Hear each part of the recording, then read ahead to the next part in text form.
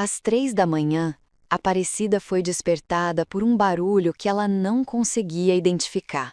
Não era um choro, não era o vento, era um arranhão, insistente, metódico, quase desesperado. O gato nunca tinha feito aquilo antes.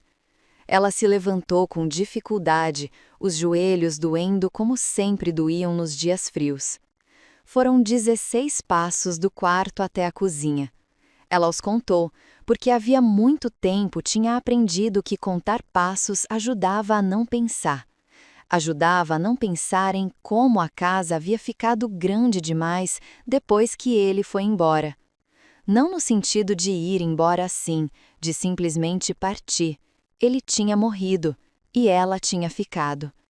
Mancha estava na frente da parede ao lado do fogão, sentado no chão frio de cerâmica, os olhos dourados fixos num ponto entre o azulejo branco e a madeira velha do armário.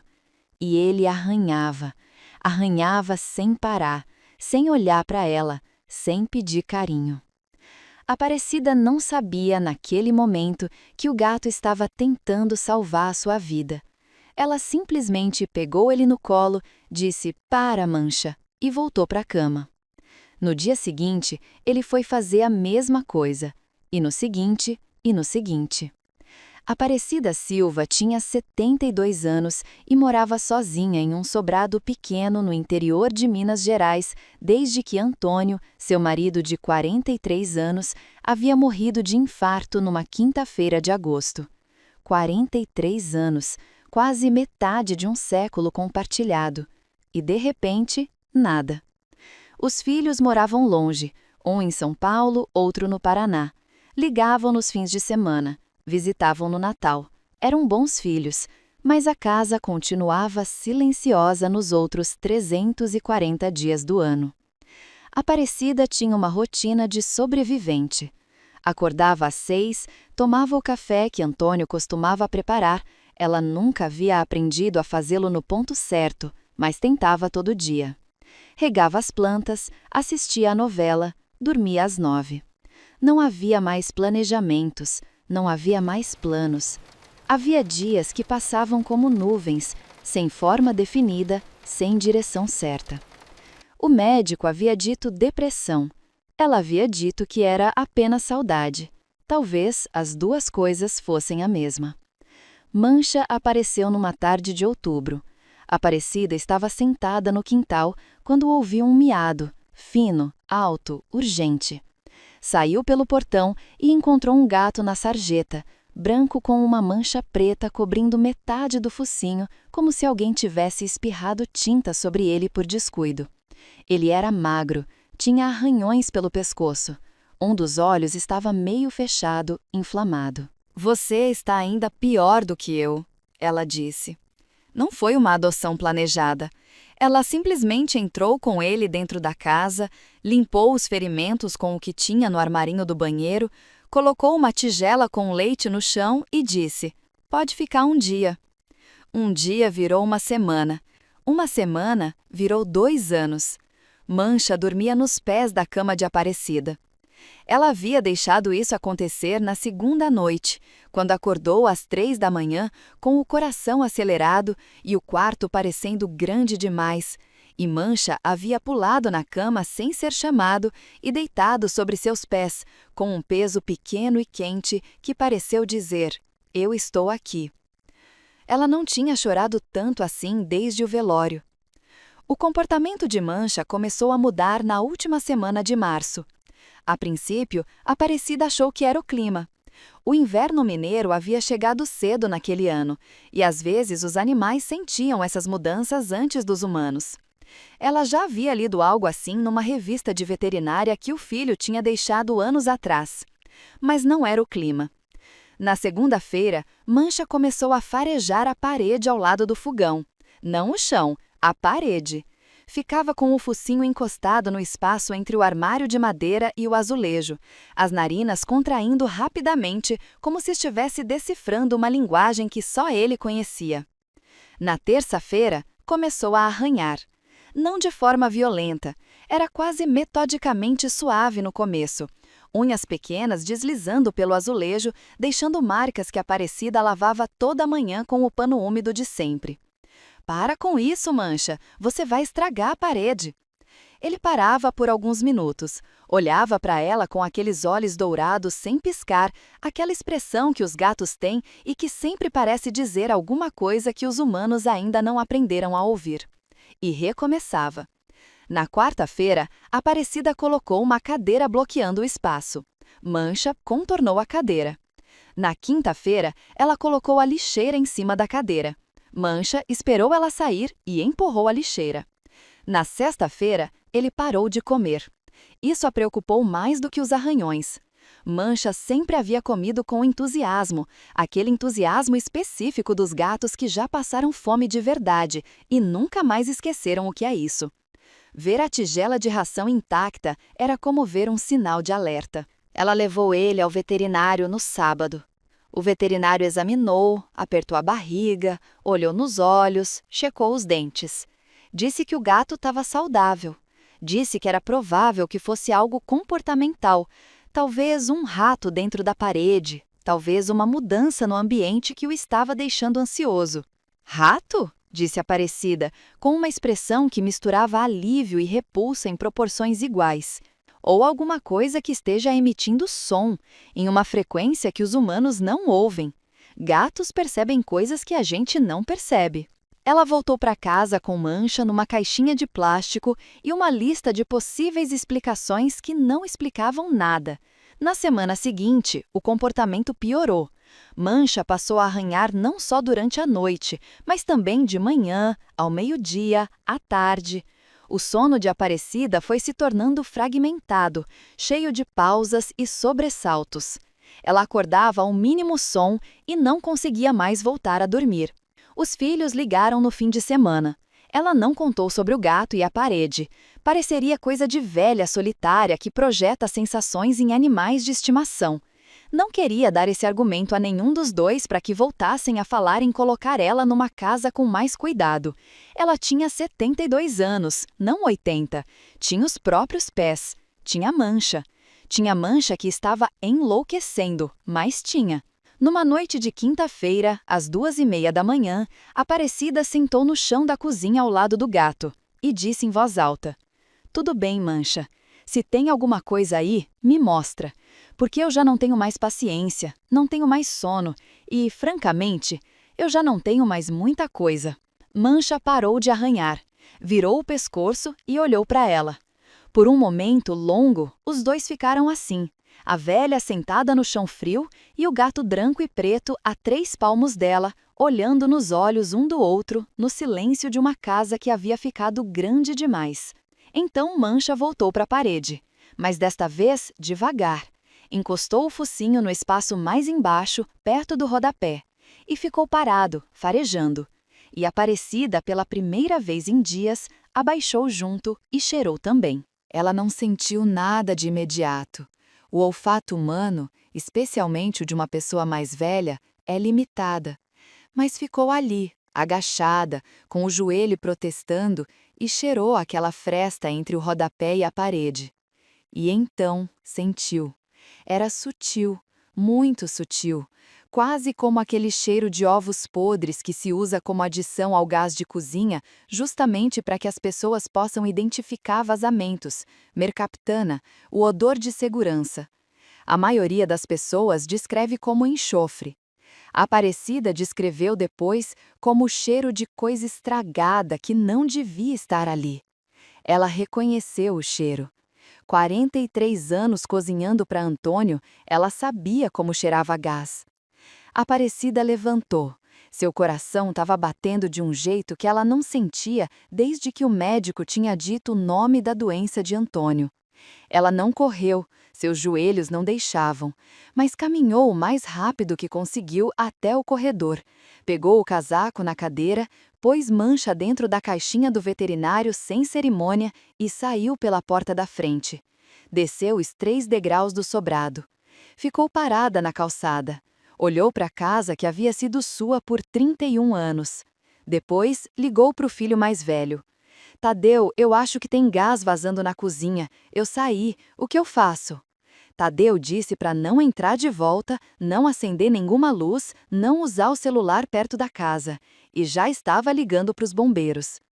Os bombeiros chegaram 16 minutos depois. A vizinha da frente, Dona Neuza, saiu à janela quando viu a viatura e chamou a Aparecida para entrar em sua casa.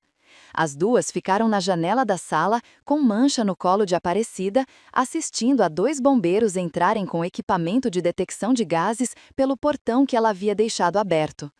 O que eles encontraram foi um cano de gás embutido na parede da cozinha, o mesmo que havia sido instalado mais de 20 anos antes, quando a cozinha foi reformada, com uma microfratura no conector que ficava exatamente atrás do armário de madeira. Uma rachadura tão pequena que seria invisível a olho nu. Por semanas, talvez meses, quantidades pequenas, mas crescentes de gás haviam estado se acumulando naquela área da parede. A fresta no rodapé, combinada com a estrutura do armário, havia criado um bolsão de concentração. O bombeiro de cabelos grisalhos que conversou com a Aparecida na calçada depois, disse com uma tranquilidade que ela achou quase assustadora: se a senhora tivesse acendido o fogão da forma que acende todo dia, era possível que tivéssemos um incêndio. Dependendo da concentração, uma explosão. Aparecida olhou para Mancha. Mancha olhou para Aparecida. Ela não era uma pessoa dada a exageros, não era o tipo que dramatizava ou que via sinais do sobrenatural em coincidências. Mas naquele momento, sentada na calçada de sua casa às 3 da madrugada, com um gato de um olho meio fechado e uma mancha preta no focinho no colo, ela pensou em todas as noites em que havia ignorado o aviso. Pensou em como havia dito "para a mancha" e voltado para a cama. Quantas vezes ela havia quase dito ao destino "não me importo". E quantas vezes aquele gato pequeno e feio e teimoso havia respondido, sem palavras, sem ser pedido, de unhas na parede: "mas eu me importo". O cano foi substituído, o armário desmontado e refeito. Tadeu veio de São Paulo, não porque Aparecida tinha pedido, mas porque Tadeu precisava vir. Ele ficou uma semana. Consertou a maçaneta do banheiro que estava solta havia 1 ano, pintou a grade do quintal. Sentou com a mãe à noite e conversou. Conversou de verdade, não apenas as frases rápidas de fim de semana cheias de "estou bem e tudo normal". Na segunda noite, enquanto os dois tomavam café na cozinha recém-reformada, Tadeu olhou para Mancha, que estava sentado sobre a geladeira com aquele ar de quem supervisiona operações importantes, e disse: "Mãe, esse gato é maluco ou é gênio?" "As duas coisas", disse Aparecida sem hesitar, "como todo mundo que presta". Algo havia mudado em Aparecida depois daquela noite. Não de forma dramática, ela não acordou diferente, não passou por uma epifania que a fez dançar na cozinha ou ligar para os filhos soluçando de gratidão. A mudança foi mais quieta do que isso, mais honesta. Ela parou de contar os passos entre o quarto e a cozinha. Percebeu isso numa manhã de abril, quando foi fazer o café e simplesmente foi, sem contar, sem preencher o silêncio com números para não pensar. Pensou em Antônio nessa manhã. Não com aquela dor seca de coisa que dói demais para ser tocada. Pensou nele com carinho, como se ele estivesse em outro cômodo da casa, não embaixo da terra, mas em algum lugar próximo, fazendo alguma coisa ordinária e querida. E Mancha estava no seu colo, ronronando. Aparecida começou a ir à feira aos sábados de manhã. Algo que havia parado de fazer depois que Antônio morreu, porque a feira tinha sido deles dois, não dela sozinha. Ela foi sozinha pela primeira vez em quase 2 anos. Comprou jiló porque Antônio odiava jiló e ela adorava. E voltou para casa sentindo uma coisa pequena e estranha que demorou para identificar.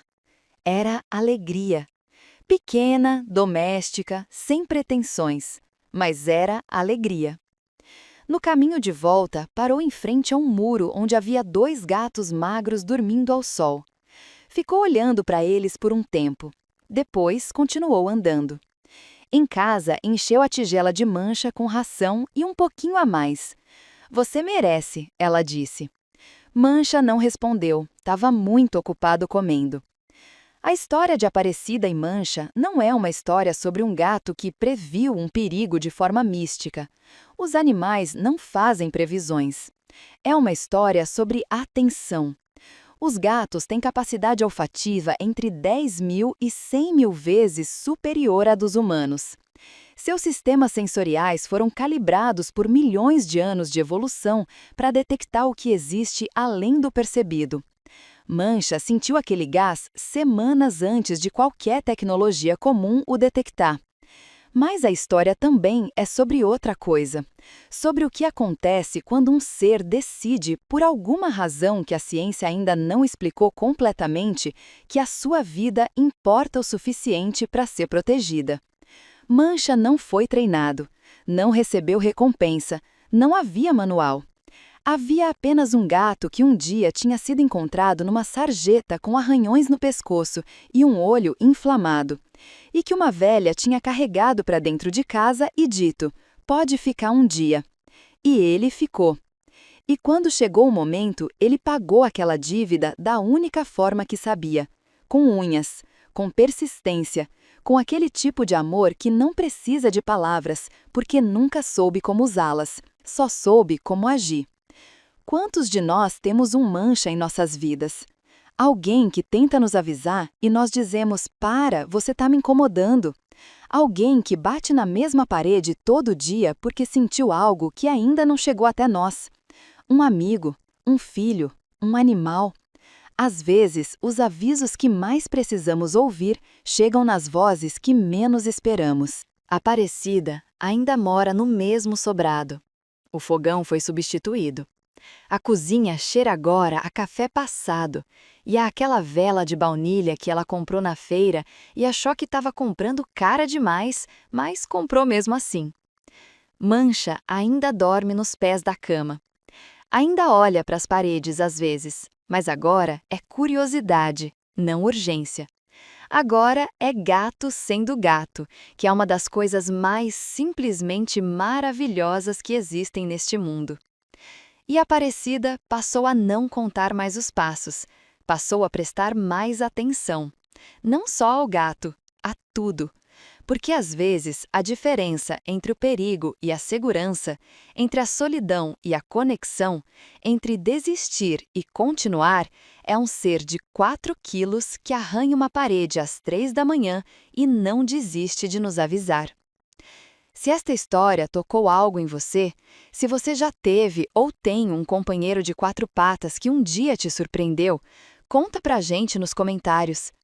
Cada história que compartilhamos aqui é um fio que conecta pessoas que entendem o que é ter um gato que guia. Se você ainda não é inscrito no canal Gatos que Guiam, o botão está aí. Não porque queremos um número a mais, mas porque toda semana tem uma história como essa esperando para ser contada. Cuide do seu gato, ouça o seu gato e, de vez em quando, sente no chão da cozinha às 3 da manhã e preste atenção no que ele está tentando dizer. Você pode se surpreender.